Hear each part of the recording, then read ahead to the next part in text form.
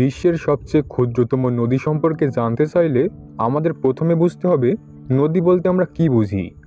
সাধারণত নদী হলো একটি প্রাকৃতিক জলধারা যা ভূমির উপর দিয়ে প্রবাহিত হয়। আজ আমরা একটি বিশেষ নদী সম্পর্কে আলোচনা করব। এটি এতই ছোট যে এটি পৃথিবীর সবচেয়ে ক্ষুদ্রতম নদী হিসেবে পরিচিত। এই নদীর নাম রিও কুয়ার্ক এবং এটি যুক্তরাষ্ট্রের ওরেগন রাজ্যে অবস্থিত। এর দৈর্ঘ্য মাত্র 38 ফুট, যা একটি সাধারণ ঘরের আকারেরও ছোট। এই নদীর সম্পর্কে বিভিন্ন তথ্য এবং গবেষণা আমাদের অবাক করে দেয়। উদাহরণস্বরূপ, নদীটির পানি সাধারণত পরিষ্কার এবং সেখানে অনেক ধরনের প্রাণী দেখা যায়। রিও কুয়ার্কের ইতিহাসও বেশ আকর্ষণীয়।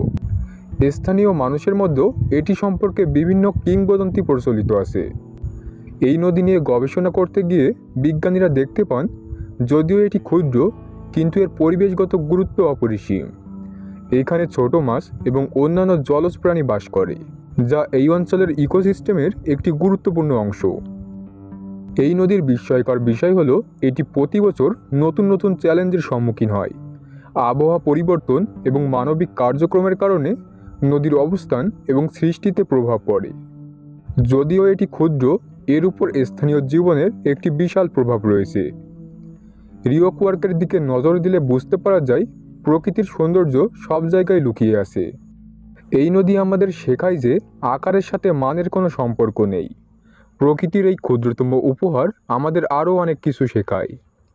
সুতরাং পরবর্তীবার যখন আপনি নদী বা অন্য কোনো জলাশয়ের কথা ভাববেন, মনে রাখবেন যে আকারের গুরুত্ব শুধু একটি সূচক।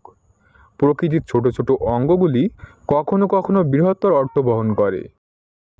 রিও কুয়ার্কের এই রহস্যময়তা আমাদের আরও গভীরভাবে ভাবতে প্রলুব্ধ করে। এই নদীর সংরক্ষণ এবং তার পরিবেশকে রক্ষা করা আমাদের সকলের দায়িত্ব। চলুন এই ক্ষুদ্র নদীটিকে স্বীকৃতি দিয়ে আমাদের পরিবেশকে ভালো রাখার চেষ্টা করি।